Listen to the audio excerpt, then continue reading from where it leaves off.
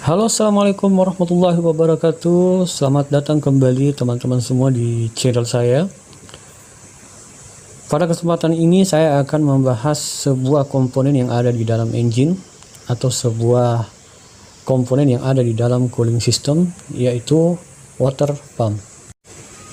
Di mana di dalam water pump ini ada sebuah indikator yang sangat penting yang terpasang di bagian bawah daripada water pump dan biasa disebut dengan nama hole detector, atau bahasa pasaran yang ada di luar itu adalah lubang penduga. Rata-rata water pump yang terpasang atau digerakkan dengan menggunakan timing gear maka dilengkapi dengan lubang penduga yang saya tunjuk tadi atau hole detector. Apa sih fungsi daripada lubang penduga atau hole detector yang terpasang di dalam water pump, khususnya untuk alat Komatsu atau engine Komatsu? Nonton terus video ini sampai dengan video ini habis, karena saya akan menjelaskan secara detail mengenai sil-sil yang ada di dalam water pump, kemudian saluran-salurannya yang ada pada water pump, dan bagaimana cara kerjanya dan proses untuk pelepasannya. Nantikan video berikut ini.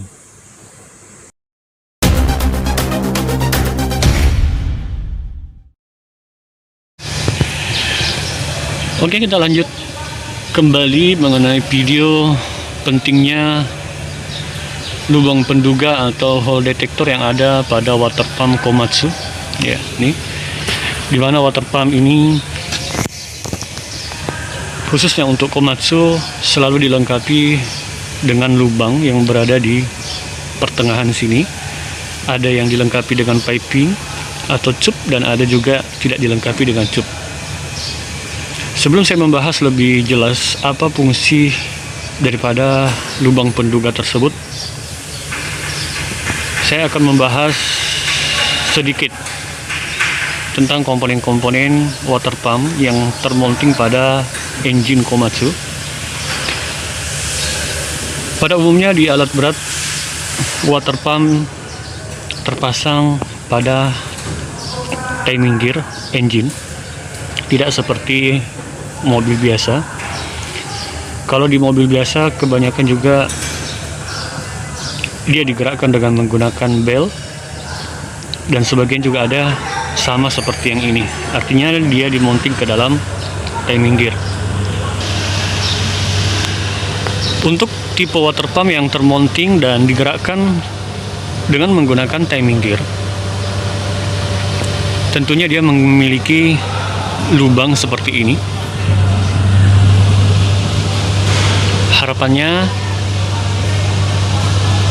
agar lubang ini dia bisa mengeluarkan cairan. Yang pertama, dia bisa mengeluarkan berupa oli ataupun berupa air, tergantung dari seal yang ada di dalam sini yang mengalami kebocoran. Pada umumnya water pump memiliki 3 saluran. Yang pertama ada saluran dari bawah sini, dia menyedot air radiator, ya, kemudian nanti akan masuk ke dalam impeller water pump. Ketika engine running, maka impeller water pump ini akan berputar dan mensuplai air radiator masuk ke dalam pipa ini dan dihubungkan ke dalam engine untuk mendinginkan oil cooler yang ada di dalam engine. Nah, ini ada 2 oil coolernya, karena yang saya jelaskan di sini adalah engine HPI. Kemudian saluran yang ketiga ada saluran bypass. Saluran bypass ini datangnya dari thermostat atau regulator housing. Ketika air radiator masih temperatur di bawah daripada 70 derajat Celcius, maka dia akan bypass masuk ke sini tanpa dialirkan ke radiator untuk didinginkan. Tetapi ketika temperatur air radiator sudah mencapai 70 sampai dengan 90 derajat Celcius, maka air radiator langsung dialirkan masuk ke dalam radiator untuk didinginkan dan ditutup yang akan masuk ke dalam water pump untuk bypassnya. Nah, kemudian di sini di bagian regulator housing atau thermostat housing, di sini ada dua temperatur sensor. Yang pertama di sini adalah temperatur sensor untuk menentukan temperatur air radiator dan akan dilaporkan ke dalam monitor panel.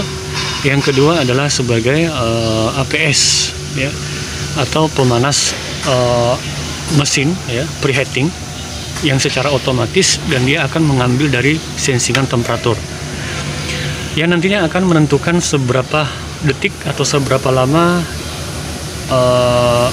preheatingnya bekerja secara otomatis dengan mengambil parameter dari temperatur coolant. Jadi di sini ada dua sensor, salah satunya untuk preheating dan salah satunya untuk temperatur air radiator. Kerusakan yang sering terjadi pada water pump paling sering adalah terjadi kebocoran.